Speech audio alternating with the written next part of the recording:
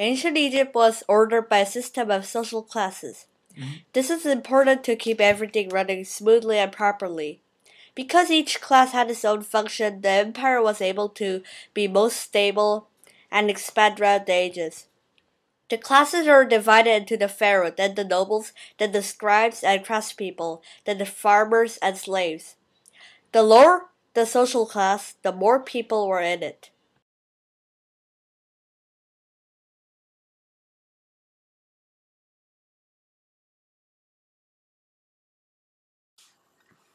This map shows where the people of Egypt lived.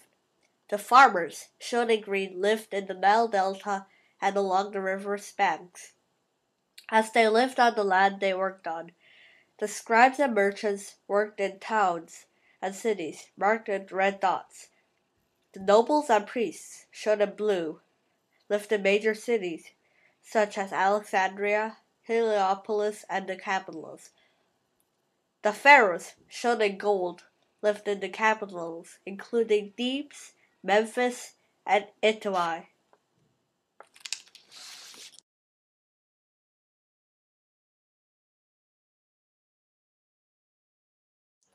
The lowest level of the social pyramid, the farmers and slaves, made up over 80% of ancient Egypt's population. Even though there were many slaves in ancient Egypt, they weren't bought or sold like in other civilizations. They were mostly prisoners captured during war. There were many different smaller subclasses within each class. For example, the nobles and priests were divided by how much power or money they had, and the vizier was at the top of this class. Social classes were determined by birth. People could sometimes move up or down in social rank, depending on how well they did their work, or how much money they were able to earn.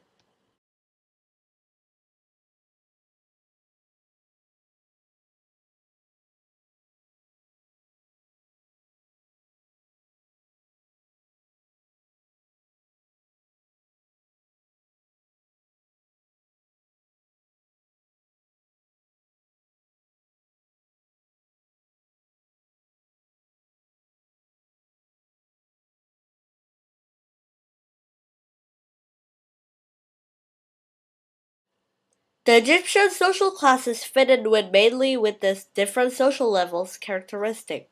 However, there are also some parts of other characteristics that are related to how the Egyptian social class system worked. For example, the social class system was a convenient way to govern the large Egyptian empire. The specialization of labor was also according to social levels, such as farmers in one class and scribes in another.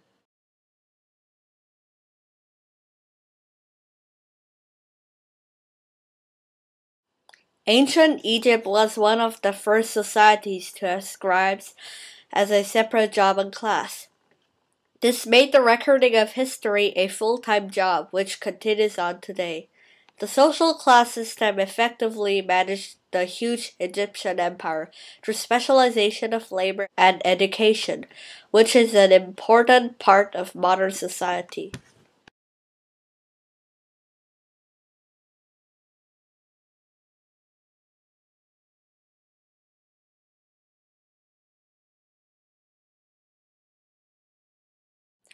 Pharaohs ruled ancient Egypt as a god. He was the highest person in the social hierarchy. He had absolute power usually over everyone under him.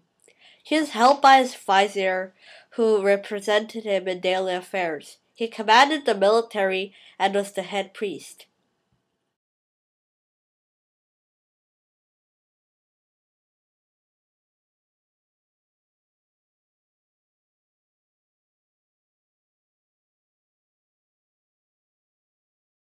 The nobles were the second highest class. They included government officials and priests who helped run the government and temples. They are usually from rich, powerful families. They are influential in determining Egyptian politics. They were called the white kid class because of their white linen garments that showed their rank.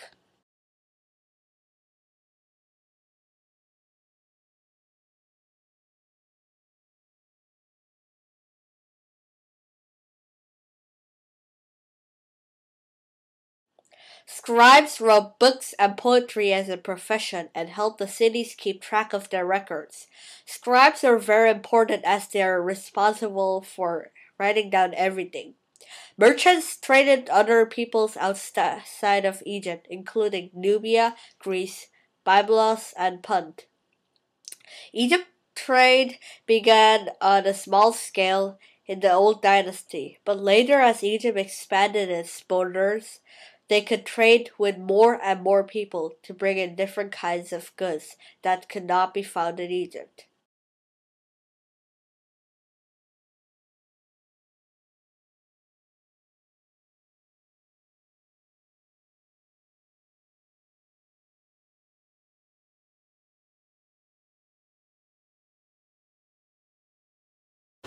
Farmers and servants made up the majority of Egypt's population. They worked on the land for most of the year and provided most of the food for the empire. They did not own the land they worked on, it was the government's. During flood season, when the land could not be worked, farmers worked on the pharaoh's building projects. Most were illiterate and did not receive any education.